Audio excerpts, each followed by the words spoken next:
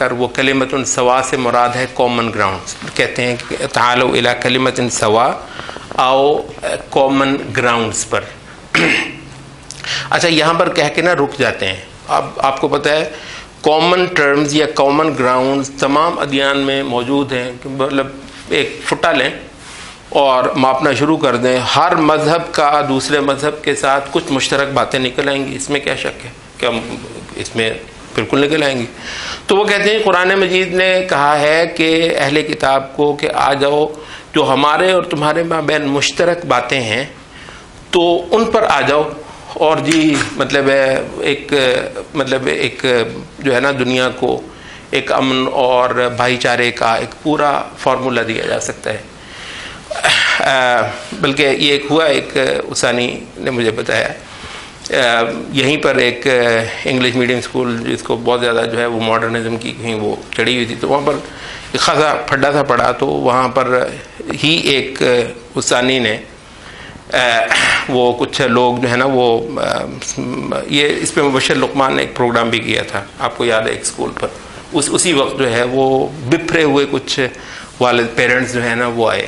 اب سارے تو مطلب ایسے نہیں ہے کہ جو دین کی کوئی غیرت نہ رکھتے ہو، تو کچھ لوگ آئے بپھرے ہوئے. تو اسانی ہی جو ہے اس نے پوائنٹ مارنے کی کوشش کی، کہنے لگی تو قرآن مجید میں ہے کہ یا اہل الکتاب تعالوا الی کلمۃ سواء بیننا وبینکم، اہل کتاب آؤ ایک ایسی بات کی طرف جو ہمارے اور تمہارے مابین مشترک ہے. وہ کہتی ہے کہ وہیں پر ایک بندہ تھا، داڑھی واڑی بھی بظاہر نہیں تھی اس کی، اور یہ آپ کو مطلب پتا ہونا چاہیے، ضروری نہیں جس کی داڑھی نہ ہو وہ دین نہیں جانتا، بڑے بڑے ساؤنڈ لوگ ہوتے ہیں.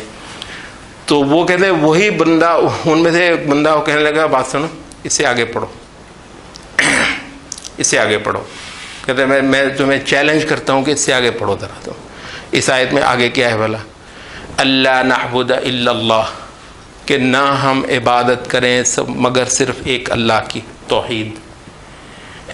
ولا يتخذ بعضنا بعضا اربابا ولا نشرك به شيئا، اور یہ کہ اس کے ساتھ کچھ شرک نہ کریں. ولا يتخذ بعضنا بعضا اربابا من دون اللہ، اور نہ ہم میں سے کوئی کسی کو خدا بنائے.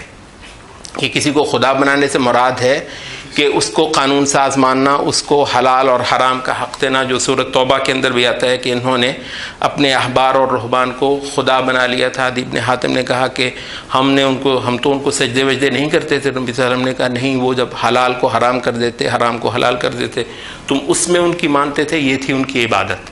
تو یہ ان کی عبادت کرنا ہے. تو کسی کو حلال اور حرام کا حق دینا، یہ اس کو خدا بنانا ہے. تو یہ ہے کہ اللہ یتخذ بعضنا بعضا اربابا من دون اللہ، یہ کہ ہم میں سے کوئی کسی کو خدا نہ بنائے اللہ کے ماں سوا. فَإِن تَوَلَّوْا، اگر وہ اس پر نہ آئیں، فَقُولُوا اشْهَدُوا بِأَنَّا مُسْلِمُونَ، تو پھر کہو کہ گواہ رہنا ہم تو اللہ تعالیٰ کی فرما بردار ہیں، ہم تو مسلم ہیں. کہتا ہے اب یہ آیت پڑھو. اب کچھ باقی رہ گئے.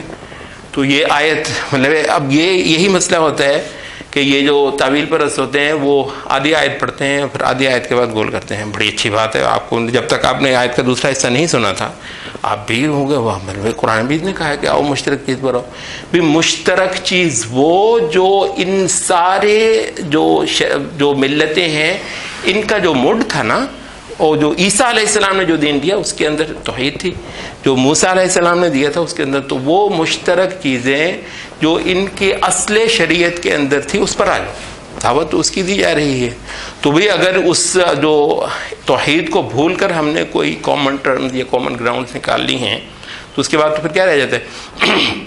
لیکن یہ تھا ویسے مطلب ہے کہ اگر موقع ہو تو یہ جو پورا